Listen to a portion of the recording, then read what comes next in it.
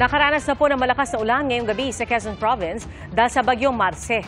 Sa bayan ng Lopez, binaha ang ilang bahagi ng Maharlika Highway at ramdam na rin ang bagyo sa Isabela at Cagayan. Saksi, si Joseph Morong.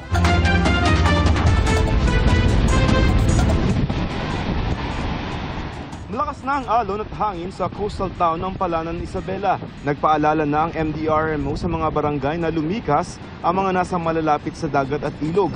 Paghahanda para sa bagyong Marce. Naka-alerto na rin sa Calayan, Cagayan kung saan mahangin at maalon na rin. Nagpulong na rin ang LGU. Sa bayan ng Pamplona, nakahanda na ang mga rubber boat at iba pang gamit pang rescue. Ang mga magsasaka sa pasuki ni Ilocos Norte, inaani na ang mga palay. Gumamit na sila ng reaping machine para mas mabilis at hindi abutan ng bagyo. Sako-sakong bagong aning palay naman ang ibinilad sa Bacara para hindi raw masira. Ayon sa Pag-asa, ngayong gabi pa lamang ay maaaring maramdaman na ang malakas na hangin na dala ng bagyong Marce sa Ilocos Sur, Aurora, Quezon at Camarines Norte. Kahawig raw ng tinahak ng bagyong Leon ang tinatahak ng bagyong Marce.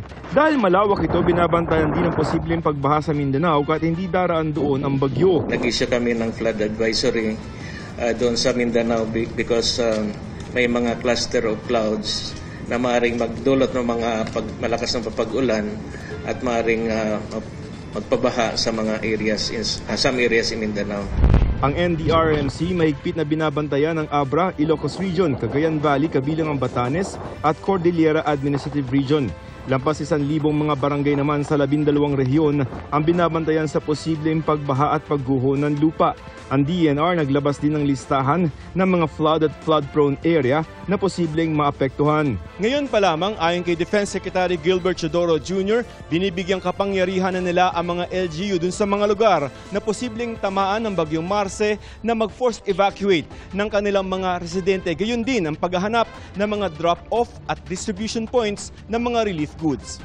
Ayon sa DSWD, nakapreposisyon ng 300,000 na food packs sa mga lugar na posibleng daanan ng bagyo.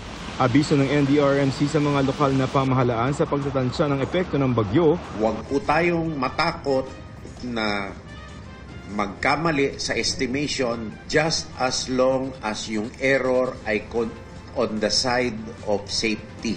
Mabuti na pong asahan niya based on information na uulan. Pag hindi umulan, okay lang po yun.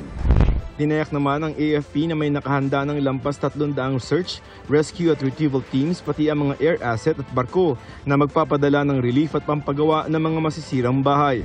Para sa GMA Integrated News, ako si Joseph Morong, ang inyong saksi.